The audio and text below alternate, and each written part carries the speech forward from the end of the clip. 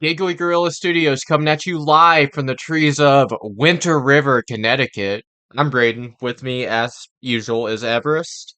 Yo, And we're here to talk about some Beetlejuice because the sequel, I don't want to say it three times, he might come up behind me. The sequel comes out next week. that's true. Yeah, dude, that's so creative with like how they did that. Because if you're talking about the first one and then you got to say the sequel, you've said it three times, and bro could They show almost up, got to make a third one at this point. Like, if the second one does good, they right? have to make That's a what I third was one. thinking too. They have to, dude. It's They too have to make perfect. it. Yeah. We'll see. I don't know if Tim Burton's gonna be if Timmy B's gonna be in his bag for long enough to make that happen, but I mean, if they maybe. if they make it, they're gonna have to do it like immediately after because Timmy B's getting up there in age, Michael Keaton's getting up there in age. Yeah, man. Winona Ryder's still, compared to those two, probably pretty young, but Yeah, she's in like her 40s or 50s, I think. I don't know yeah, how old she is, but because I don't even think she was 18 when she filmed this film, the first Beetlejuice, and what 30? How no, she's long has probably it been? 36 years or six, 30? Yeah, 36 36 years. years, right? Yep, And this is crazy. only the second sequel that Tim Burton has ever done after Batman Returns. That's kind of wild. That is pretty wild. That is indeed crazy. And honestly, I couldn't pick a much better Burton movie to create a sequel to. Like, I think this movie is great. It's charming, and it's kind of the like genesis of that prime Burton run in the late 80s and 90s where he was just that dude. Like, this movie kind of kicked it off. It's not his first feature. It's It's a not the first thing second. he worked on, but Well, it's second it feels directed. like where he comes into his own. Yeah. Yeah, I mean, this is the movie he did to get Batman because I think he was in talks for Batman before this movie, but they were like WB wasn't prepared to give him Batman yet, so they were like, you know what, prove it. And he did Beetlejuice, and they were like, okay, you can have Batman. Yeah.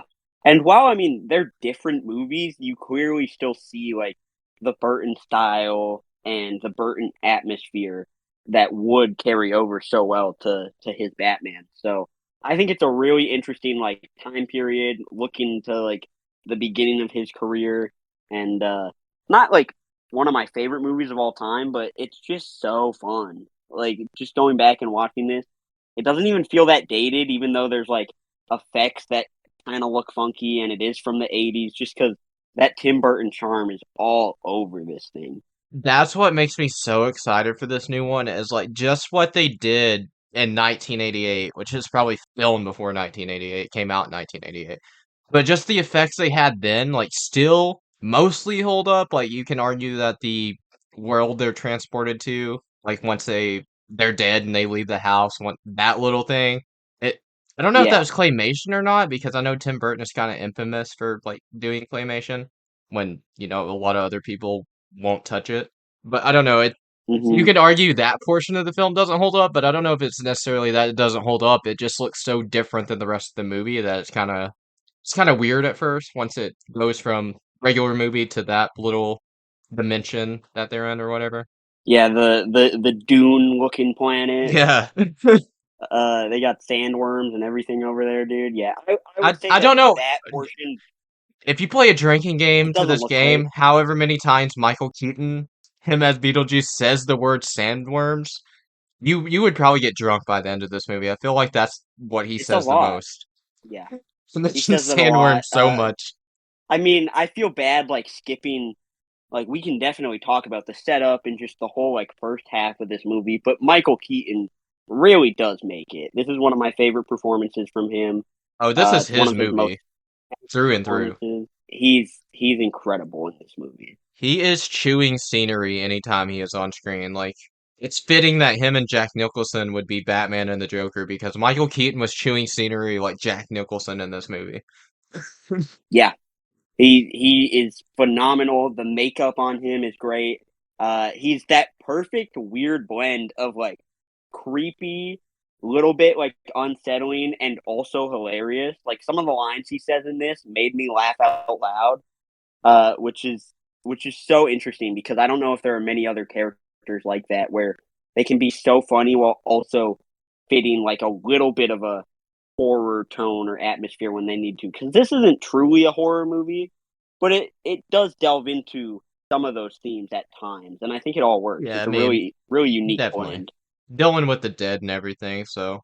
And it's Burton, so it makes sense that it kind of. Burton's interesting in that, like, he does deal with, like, horror and, like, traumatic type stuff, but he always goes about it in a kind of cartoony way. Like, he's not Yeah, necessarily dealing with it like it's comedic or anything, but there's a little bit of lightheartedness put into it when dealing with these deep, dark tones and such. yeah. So where does this rank in your like in terms of Burton's filmography for you? Because I'm assuming it's towards the top, but I don't remember where you have it. I don't think it's my favorite of his.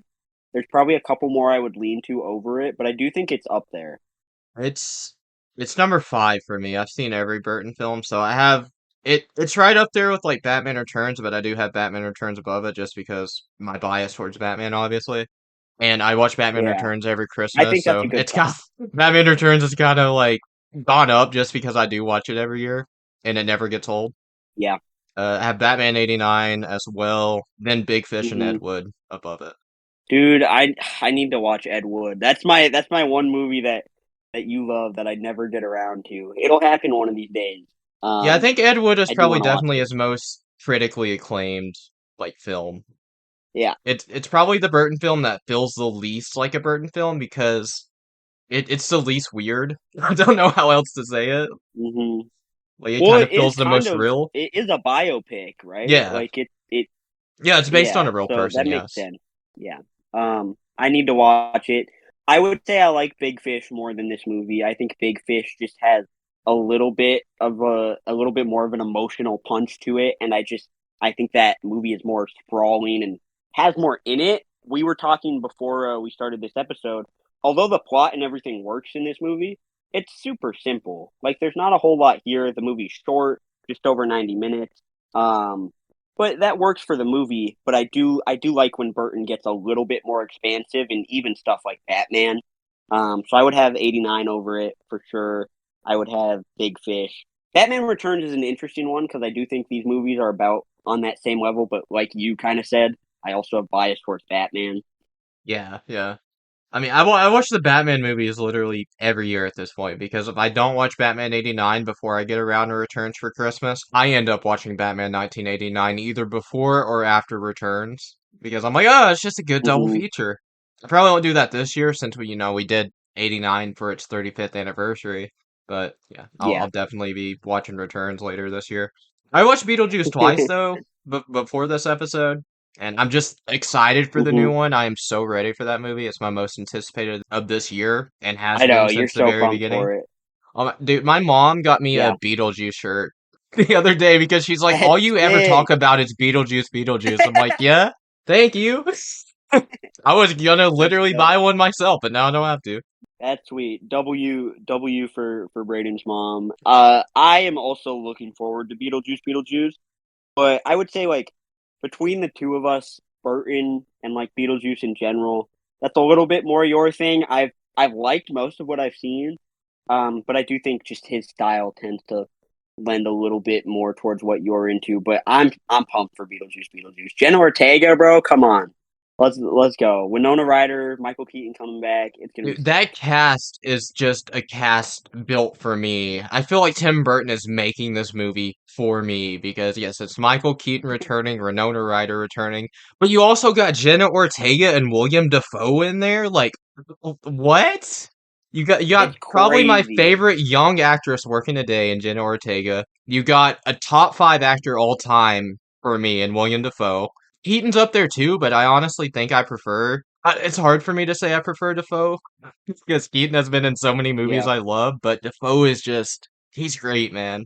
Everything he's in, he's I great. think, yeah, I would say I think Keaton's filmography, just in terms of like his roles and his characters, is a little bit stronger. But I think Defoe's a more talented actor Yeah, that's with a good just way to his put it. history is That's a crazy. yes. Yeah, Because like when I think um, of like best actors, usually Joaquin Phoenix and Willem Dafoe are the two that first come to my mind. yeah, they're both great. Defoe's always been one of the best actors in the business, really since he started, and I think he's really only gotten better with age. Like I think some of his absolute best performances, The Lighthouse, 2019, even in No Way Home, he's incredible in that movie, and that's later into his career now.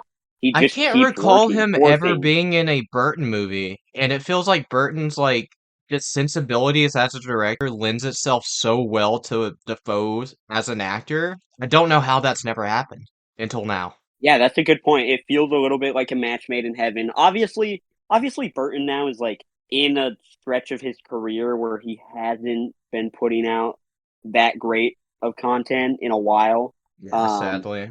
like he hasn't I don't know what you consider his last great film to Sweeney be, Todd. but I know for a lot of people it probably goes as far back as Big Fish. I know you like Sweeney Todd a lot, which Sweeney I need Todd to is watch at some awesome. point.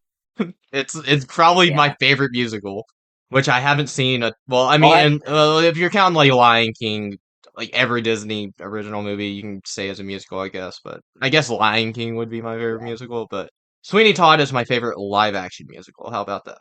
Yeah, I'll have to check it out. I mean, that's what, 2006, 2007 though? Yeah, '07. So yeah, almost 20 Oh years ago. seven. Yeah. So it's been a while since Burton's had like a real hit, and I do think Beetlejuice can be that. I'm excited for it, and it's got a lot to live up to, man. Beetlejuice, everything just from like the concept of this movie and how it deals with like afterlife and the world building surrounding like the dead. I think is so unique and so interesting. Obviously That you is have like something that got oh my like gears turning in my head is like his depiction of what happens when you die. I'm like, it is possible that this could happen, you know? What if there isn't a heaven or hell? Like, what would happen to you? Like, some people think nothing happens, but like, what if it is something like this where you're just in whatever your home was or something like that? Like, you're in a yeah, it's familiar super area, but interesting. you're a ghost. Yeah, and the living can't really see you unless you're Winona Ryder, who That got me I thinking too, love the because I'm like, what line. about the people in the real world that claim that they've seen ghosts? And like me over here, I've never seen a ghost in my life, but who's to say they're wrong, you know? Exactly. It's all super interesting. The afterlife and just like what happens after death will always be, I think, fascinating to a lot of us just because we'll never truly know. It's the one thing like science can't really tell us because once you're dead, you're dead. Yeah. Like there's no coming back and telling everyone what's on the other side or what happened. I think the closest we'll have to that is people with like near death experiences. And all I ever hear from people Hmm. like that, like Kevin Smith and stuff, is like, and he's told a story about his mom too. I don't know why this is always what I first think of, but it's like a peace just comes over them. Like I don't Yeah. think everything's clear to them yet because they're not actually dead, but it's just like I guess they had the relief of not having to stress about life anymore. Yeah, I mean that makes sense, but yeah, like we were saying, we'll never really know. But yeah, that's super interesting. Like, is Winona Ryder's character are those people in real life? Because I've never personally seen a ghost either, but I've never really doubted people who say they have because who knows? We don't know. Yeah, I mean, I I've love never the stepped foot line. on like land where, terrible things have happened or anything like that because that's most of the stories I hear about that stuff is like, oh, a Mhm. great murder happened here, or like, the Trail of Tears type thing, like seeing ghosts of Native Americans. I'm like, well, I've never stepped foot on land like that because I'm just paranoid about stuff. And Yeah, You know, I would feel uncomfortable living or even traveling through somewhere where I knew some terrible stuff happened. Because that's all yeah, I would think of I as I feel was that. passing through there. Hmm. You're just like, well, everything horrible happened here. Why would I want to be here? Like, just soaking all that in. It is tough. I don't even like Um, going to the I cemetery, love dude. me either. Like I'll Uh, go to see like I my go. grandparents every now and then and like, Hmm. some family members Same. when I can, but it's on a rare occasion. Like I don't go as often as I probably should just because it's probably just because of how they're It's depicted in media creepy. and such is like I'm freaked out by Yeah. cemeteries. Especially at night. Like I will not go to a I don't cemetery at blame you. night because I know like Oh grave robbing and hell stuff is no. a real thing for some reason. I'm like I'm not trying to get crept up on by anyone. Yeah. I will also. You will not catch me at a cemetery at night. I It's love like the line. Yeah, yeah. from Winona Ryder's character from Lydia in this movie when her parents are like, or her dad, I think, is like, we'll have to build you a dark room in the basement or whatever, and she's like, my whole life is a dark room. One That's like big that's so giant perfect for dark her room. character. And she's wearing the thing over her Uh, head too. I'm like, oh, the black veil, yeah, yes, I love it. I, yeah. her Her character character is and just probably the the most. design, I feel like her character is probably the most compelling in this movie, just because like you sense and Burton depicts enough of how detached her family is from her and how little they actually understand yeah, her, and it's yeah. like Well, that's you what just I was feel for the thinking. girl. You do. I was thinking while watching this, like, this family just feels so disconnected. Like, even in the casting and how, like, different they all look, and just how they interact with each other, it does a really good job of kind of isolating Lydia. And that makes her relationship to the ghost in the house more compelling because you feel like she's actually closer to the dead than to the living just because her family doesn't understand her. I don't remember it ever fully going into it, but I assume that her biological mother had passed on, and maybe that's why she has that connection to the dead. That could be true too. I don't think it touches on it specifically in the movie, but I would not be surprised. Um, Burton loves his supernatural stuff and his dealing with the dead, and he's always been into that. He's one of our best filmmakers, especially early on for like what is supernatural and beyond our It's comprehension and kind of bringing insane. it to the screen. Yeah, it's insane that this Batman and Edward Scissorhands were back to back to back years because those are all incredible films. Yeah, what a run! And then yeah, What a run from Burton. Um, speaking of Trying to cemetery think though, of that's what where are his. Beetlejuice was chilling for a lot of this movie before he finally got That's summoned. true. That would suck, dude. Just be chilling in there, waiting for someone to summon you. I don't Uh, one of the funniest parts of this movie to me, I don't know why it's so funny, is the fly watching Beetlejuice's hand just comes up. He's like, hey, over here. And he pulls out the giant candy ball. He's like, I got something for you. yeah. Then he's like dragging the There, fly in. I'm assuming to eat it. He's like, oh no, help me, help me. I'm like, man, this man is so disturbed. he is very disturbed, and Keaton just he nails it. Like all of the disturbing elements with like there still is almost a charm factor. One of my favorite lines is when the ghost finally like they do call his name and they're meeting with him and everything, getting to know him, and he's like, "I've seen The Exorcist 167 times, and it keeps Yes. getting funnier every time I see it." It just keeps getting funnier. I'm like, dang, you've seen The Exorcist? I was just caught up on how many times he's seen The Exorcist. That's like Yeah, 167 dude, times. I haven't even seen The Dark Knight that many times. I'm slacking. and he finds it funny. Like what? I, This guy's messed up. It's that part kind of made I don't know. sense. With Yeah, it it just does keeps make getting sense with his funnier every character. time. I love the part where I know we're just kind of skipping around, but this is that same scene, the same Exorcist scene where Alec Baldwin and Gina Davis, Adam and Barbara are about to leave, and they're like, "Yeah, we'll figure this out on our own."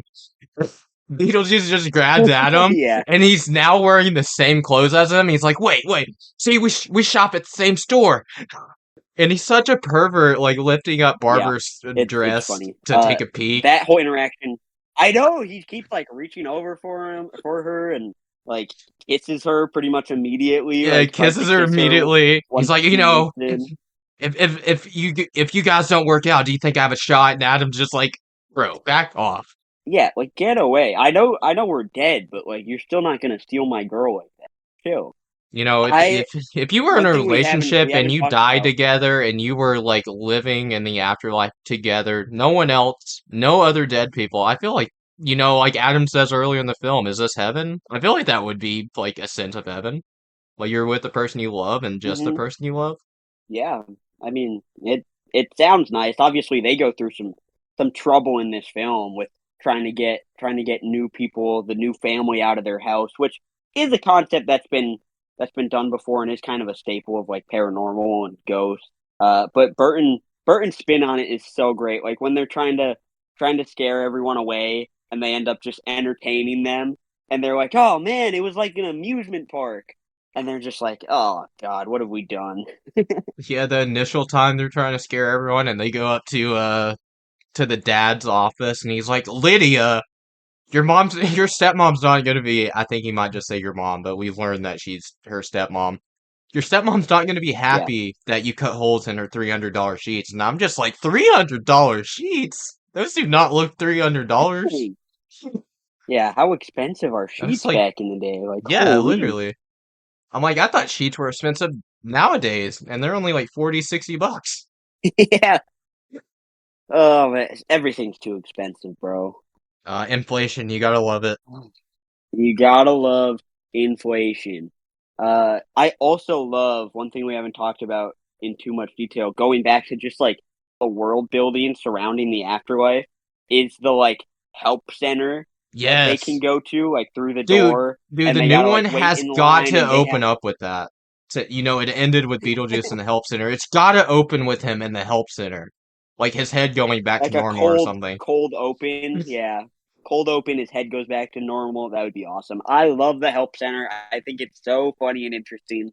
Um, I love Juno, the case manager or whatever they call her. I Bro, think she she's was not funny. I love helpful at the all, though. Yes. oh no, She's like, least helpful oh, person you could ever meet. she's like, oh, Beetlejuice, he was my assistant, but I highly recommend not calling on him. And they're like, okay, how do we contact you if we need you again? Then she just disappears. Like, do you expect them She's like, not I to don't know. contact? Do you expect them not to contact Beetlejuice after that? Yeah, Like, you were no help like at what all. else are they supposed to do? What else are they supposed to do? Don't contact this one guy. Do not ask him for help. You're not going to be able to ask me for help either, though. So good luck. Yeah, It's I love yeah. the back to the waiting room for a minute. I love the girl with her legs and like her torso and head Oh yeah. like split in half. Hmm. Ugh. I always forget. I was kind of like Such Beetlejuice great at the design. end. I kind of forget that the head part was there when it's just focusing on the legs. I'm like, wow, there's just a set of legs here. Because for some reason, her head and torso is not directly next to her legs. She literally leaves the middle spot open for someone to sit. Yeah. You get someone like Beetlejuice there, you expect them not to do something? Yeah, like come on. At least you gotta keep those legs wrapped up, man. You gotta keep them under the table or under the chair or something. Like there's some freaky people who are gonna be coming through. Oh, yeah. I love it. I love their first tour where like the flat dude that was hanging and he like goes into the file. Like Hmm. it's like, how do I look? There's no mirrors here, and they're like, you look fine. Oh really? Yeah, you look fine. Then there's the other dude Yeah, hanging. I don't know. I feel like that was just Burton having a blast with design. yeah. It was, and honestly, although I am very excited to see like what they do with new CG and technology and updated technology in the new one, most of that scene and those designs look good, especially for the time. Like watching them now, because it's a Burton movie and because it has that like late '80s charm, I think a lot of it holds up. I was not taken out of the movie at all. Oh, me either. Yeah, it fully holds up. And like we said, some of the visuals might not like hold up extremely well at times, but for the most part, they do because obviously it's Hmm. Burton. He did a lot of practical stuff. There was very little limited CGI, if any, but because I don't know if that, like we were talking about earlier, I don't know if that was like a set they were showing with just a set and puppets and such that they were showing with the Dune world, or some of that might have been like Yeah, I early CGI. early CGI. Yeah, I don't know. I'd have to look into it, but I don't think that stuff looks particularly great. But most of the like real world or even like the waiting room and different creature designs, they do look pretty good and pretty fun. Um, I love you were mentioning just because we've been on a little bit of an alien kick with Romulus coming out recently. The creature that like towards the end, when Beetlejuice is kind of trying to tie everyone up, that gets Catherine O'Hara's character, Barbara, looks like a face hugger, bro. Like it Yeah, it is like a was spider-like creature that like traps her to the wall. Uh, yeah, it was one of it's her creepy, man. sculptures I don't because like face huggers. you see it earlier on before Beetlejuice brings it to life at the end. You see it earlier on when the construction crew is like moving it and she's like, Yeah, the "What are you construction doing?" guys. Then it crashes through the window and they drop it down and it pins her against the wall of the house. But Hmm. yeah, no, especially when that thing came to life, it looked like a full-on face hugger. And I It did. wonder I if was that like, was the oh man, I'm getting inspiration behind the PTSD. design, because obviously this is after Alien, and it's after Aliens, so I could see Yeah, maybe Burton just saw that and was like, you know what? I'm gonna put that in Beetlejuice just 'cause. I feel like Burton would be a fan of the Alien movies, at least the earlier ones, like Alien, Aliens. I feel like he'd be into them. Probably. It seems like it's right up his alley. I Yeah, mean, and he did make I Mars would Attacks, so say we know he does have interest in aliens in some way. that's true, dude. I want to rewatch that movie. I think that movie is so fun. One of the like when you say the word camp in relation to movies, that film will always come to mind. I think it is perfect camp.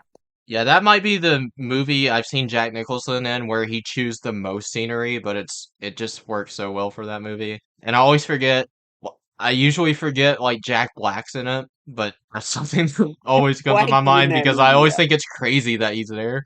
It's so perfect with Jack Black being in like an alien centered movie too, because people always make the joke like if aliens actually came to Earth and they were like, okay, you guys get to send one representative to talk to us. Everyone's always like, we are sending Jack Black. Like Jack Black would be the representative for the human species in case of an alien invasion, and You know, I think he'd kill it, man. yeah, he'd I probably love save us Jack all. Black. he he would. We need either like Jack Black or like, dude, I don't even know Nick Saban to go up there. Does Um, anyone's talents range as much as Jack Black's though? Because like if words aren't working and like I don't know, acting whip out out the something guitar, isn't bro. working, yeah, he just whips out a guitar or some drums and starts playing music. It's like this is the language What of a my guy. people. He would say that too. The Oh aliens are man. getting down with it. They would get down to Jack Black. I think Jack Black is always the answer. Whenever there's Bro, crisis or he problems, made a cover of just call Baby Jack One Black up. More Time, and that's the only thing I know about Kung Fu Panda 4, but it's like I'm not gonna say it's as good as the Britney Spears version because let's be honest, the Britney Spears version slaps, but Banger, it's like on level with banger. that, and Yeah, I'm like, oh my god, I'm so it impressed by is. this cover. Never knew anyone could do it as good Yeah, as Britney, but Jack Black proved me wrong. it is. It is pretty sweet. Um, do you have any like big complaints or like issues with Beetlejuice? Because when I was watching it again, I was trying to think, and really, there's not that much. I do think the ending, like just the pacing and how everything happens, it gets a little bit ridiculous towards the end. Like I think it loses a little bit of its tightness when they're going through the whole like Beetlejuice needs, Lydia to marry him, and then it's all just like crazy, wacky stuff. It works for the film, but I definitely kind of prefer like the world building and the just setup for everything and learning about like the ghosts and stuff. And I do think I prefer probably the first half or the first like 2/3 of this movie. I think the last act gets a little floppy, but that could just be me. So I'm No, wondering what that's you fair. think. I don't Yeah, have any like big problems with it, not really. I think it's like we said, it's a pretty simple film. There's not it is. I don't think it has any big problems. I feel like he can probably nitpick here and there, and yeah, the I don't think the Hmm. pacing in the third act is probably as good as it was in the first two. I think the setup is probably better than the conclusion because yeah, the whole Yeah.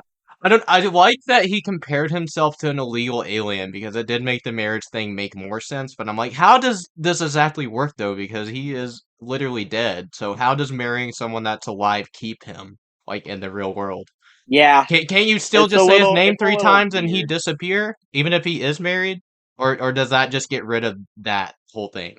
I I would assume it gets rid of it, but dude, I don't know. Like they Because kind of you they see that kind of he lose a was little bit married of at the one time explanation. because he pulls out the finger with the ring on it and he's like, "She meant nothing Yeah, to he's me, got the babe. other I ring. promise." So what happened there? I want to see a prequel to this movie, Yeah, we'll call it just Beetle or just Juice.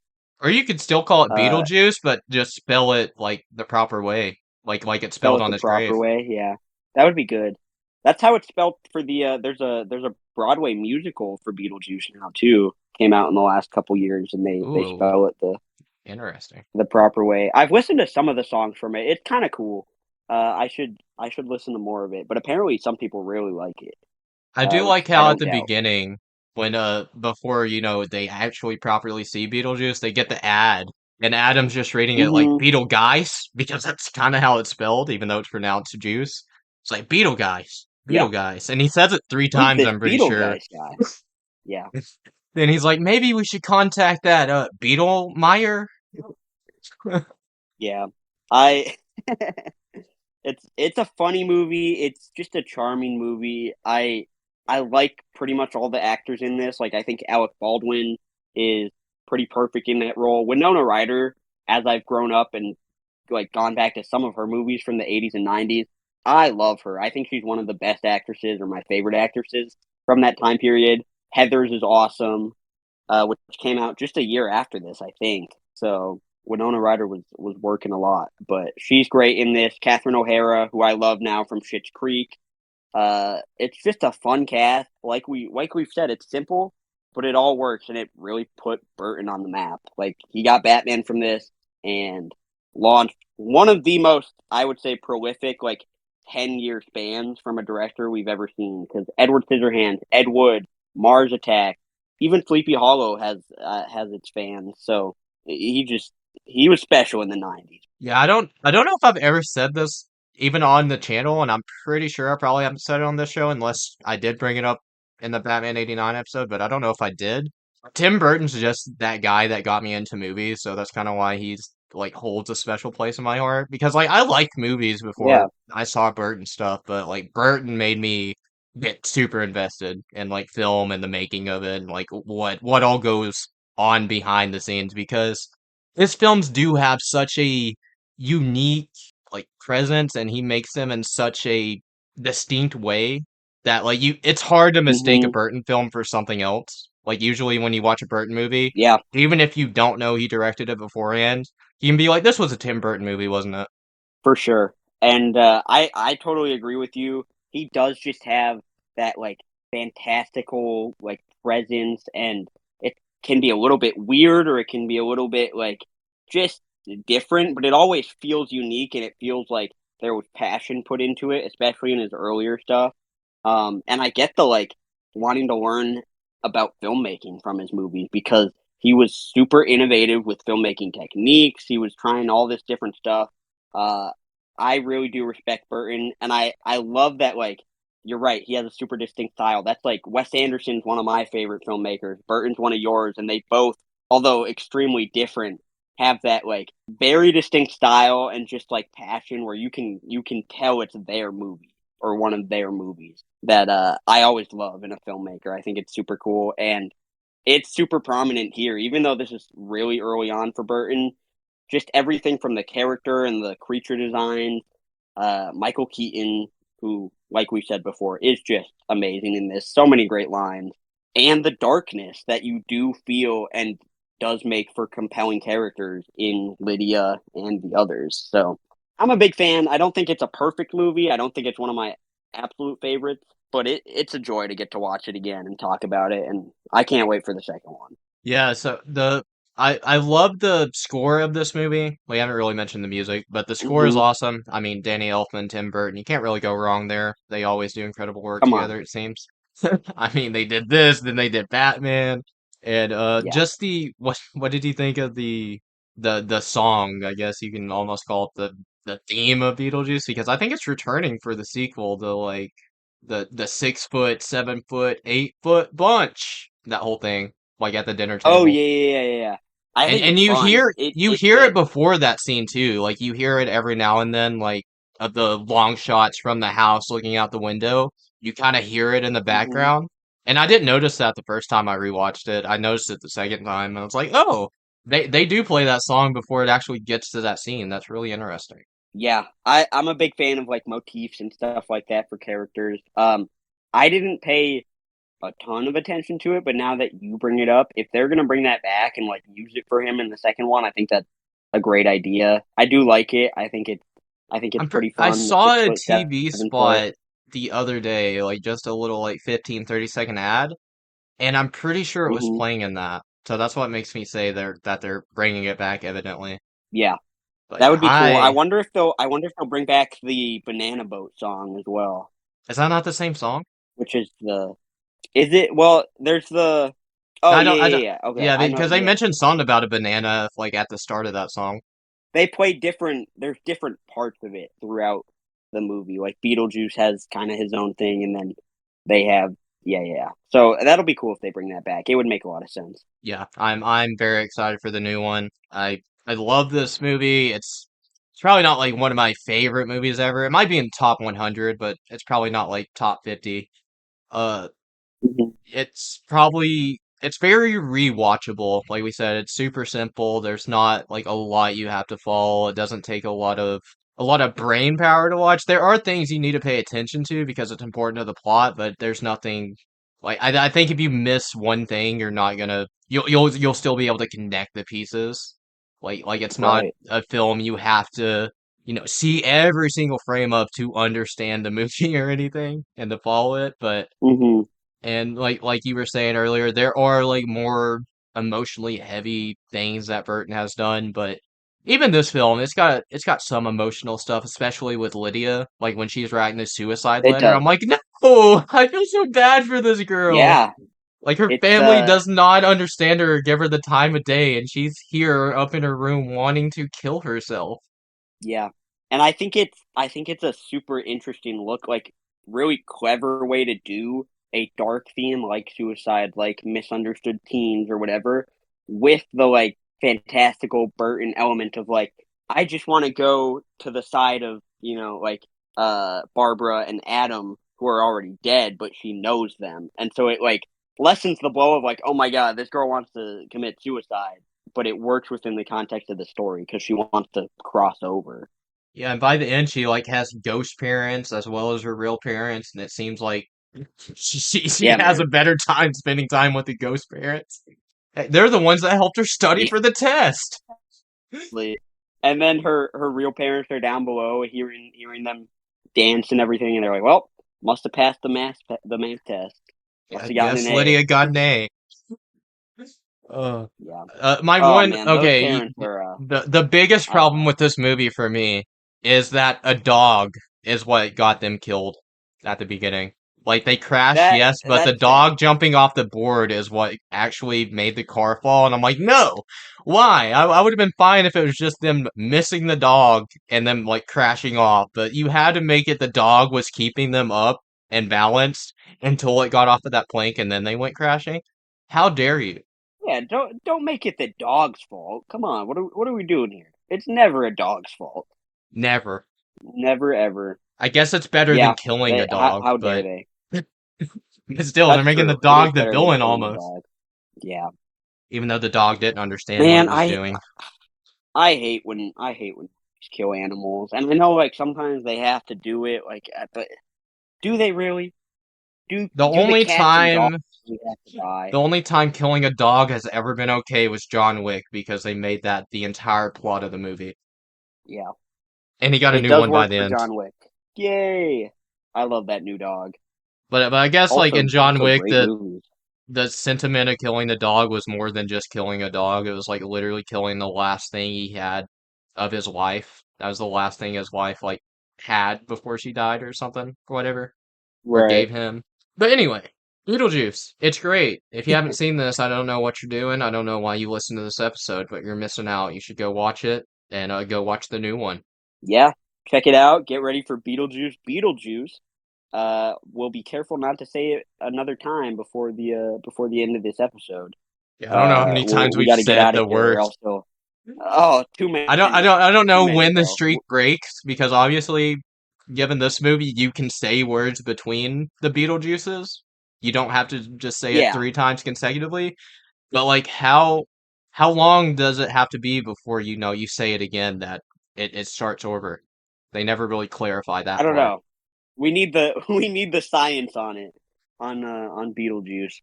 Why Who does it? knows? Maybe we've spawned Michael Keaton into this world a couple times this episode, but is that There's really such a bad thing? there's even more Michael Keatons out there. The world would be a better place if so. That's what I'm saying, dude. All right, well, it was fun. It's a great movie, like Braden was saying. Go check it out if you haven't already. I don't know why you would be still listening to this if you haven't seen it, but Yeah, right. fix that. And in the meantime, you can find the show on Spotify, Apple Podcast, YouTube at the Red Arrow, wherever else you find your podcast. But yeah, Everest, is there anything you want to plug? You can find my YouTube channel, Arcanize, where I will intermittently talk about movies and sports, depending on what I'm feeling like. You can find me on Twitter at ArcanizeYT, where it'll be just kind of more of the same, hanging out over there. But no fear, Giggly Gorillas is where I'm making my home right now. I'm happy to be here as always, and yeah, take care. Yeah, we'll see how consistent we stay with you going Oh back to God, college soon. yeah, I am going We back to might not have college, another and episode up until Thanksgiving, but we'll be back sometime. yeah, we'll figure it out. All Uh, right. Have time to go back into hibernation.